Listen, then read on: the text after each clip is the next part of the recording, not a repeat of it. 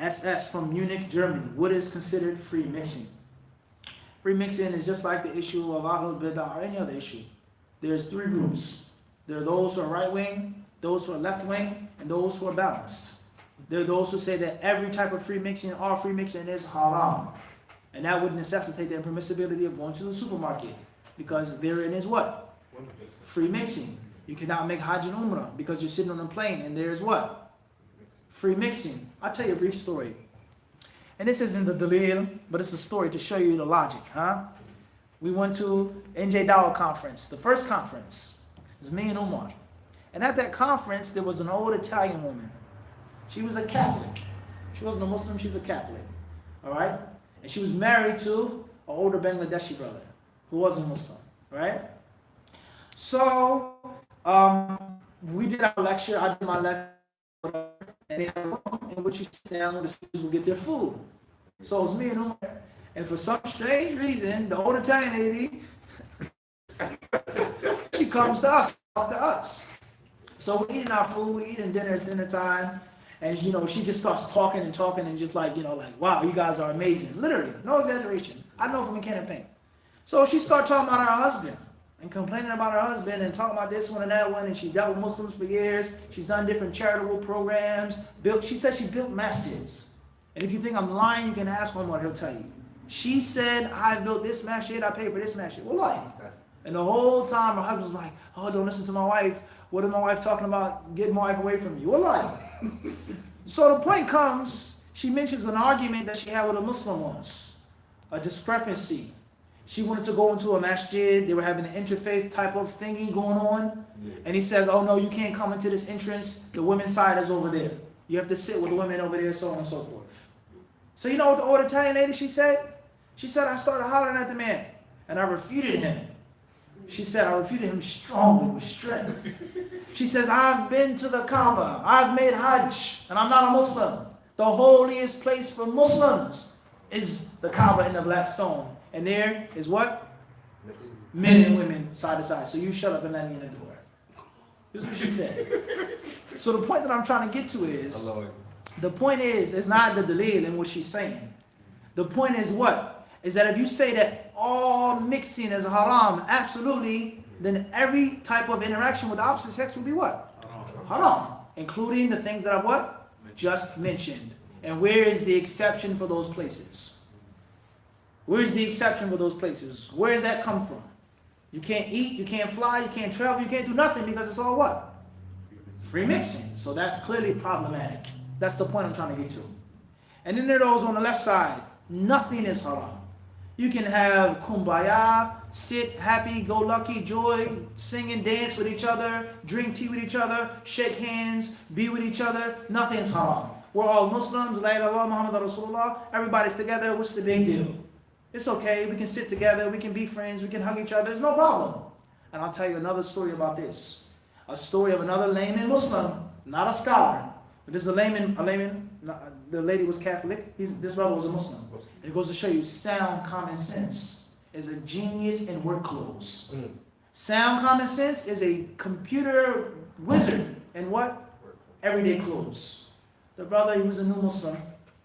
He's a minority, of course, and a minority nationality here in the United States. And those who accept Islam from his country are also minority. Brothers from Venezuela. You all know him. So he said, I went to Egypt once. There was a program in which we could visit Azhar Sharif University. And they had a program for new Muslims, they had interpreters, which we could learn things and have classes. And there's no disrespect to Azhar. And there's no disrespect to the ulama of Azhar. And Allah knows, and my colleagues know, that I have a great deal of respect for Azhar University and for the true disciples of Azhar. Not talking about the crazy stuff. We're not what? We're not talking about that. We're talking about the true hidden and scholarship there. That was there, that is there. Everybody understand this? So let that be known. We have a great deal of respect for those people of knowledge, even if we differ with them on certain issues. So with that being said, he went to Azhar, and he said a professor came out. He said the professor had a two-piece or a three-piece suit. He didn't have a beard. So he's talking about what Islam is. So the professor says, Islam is not terrorism. Islam is not Wahhabi, Saudi Islam. You don't have to have no big Santa Claus beard. You don't have to wear thobe. That's not haram. It's okay to do this. You can do this. None of these things are haram. This is all Wahhabi Islam. That's what he said. So the brother was confused. He didn't know all the groups and evidences, but he knew something was wrong. So as the courses went on, there were dorms where the people were going to sleep. So he says, is it permissible for us to like sleep and a woman is right next door to us on the next bed or the next bunk or whatever? So the college professor at Azhar, he said, of course, it's nothing haram, brother. Islam is peace. Islam, everybody's Muslim, alhamdulillah, you can all sleep together, it's no problem. So the layman brother, he says, Professor, I didn't see you come sleep with us. Where's your daughter and your wife and your women folk? Why can't they come sleep with the men as well? Obviously, he became angry. Point is what? Proven. You're not keeping it real, as we say. You're not keeping it real. It's permissible for me to shake this person's hand and hug her. What about your daughter? Let me shake her hand and hug her. Let us be pen pals and buddies. You wouldn't accept that, nor would you allow that. So that's not correct. Rather, there is a detail. There are certain places and times which free mixing, without a question, is haram. No doubt about it. And those who do it are sinful. And there are other times which free mixing may be a necessity. It may be a need. And there are other times in which there's nothing wrong with it if it's done in a certain way. And there are details pertaining to the place, pertaining to how many people, pertaining to what they're... No, I never said anything about intention. That's a full cup. I didn't say that. May you be blessed. I never said that. Tell you the time, the place, and how the people are dressed. And what's the purpose of the mixing? Is there enough space? Can it be sectioned off? Do they need to sit together? And what do you mean by free mixing? Everyone sitting at one table, or the brothers and the sisters will hack at that? So there's details. There are what? There are details. And if you said it's absolutely haram, I don't see how you're going to live in the modern world today. In Saudi Arabia. Not Munich.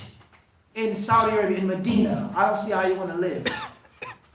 One of our mashayikh in Medina, whose name I won't mention, we were doing a class with him. He was asked a question about free mixing, so on and so forth. He says, how can I tell you the free mixing is haram and I go to the supermarket? He says, how can I tell you that you can't go this and do this in your country, and I go to the supermarket and there are women there that are dressed in certain ways which they shouldn't be dressed, wearing perfume, tight abayas on. And I go in the market with my wife and my children, and we shop for an hour or 2 hours. So we have to be mindful. There have to be what? A balance, and Allah knows best.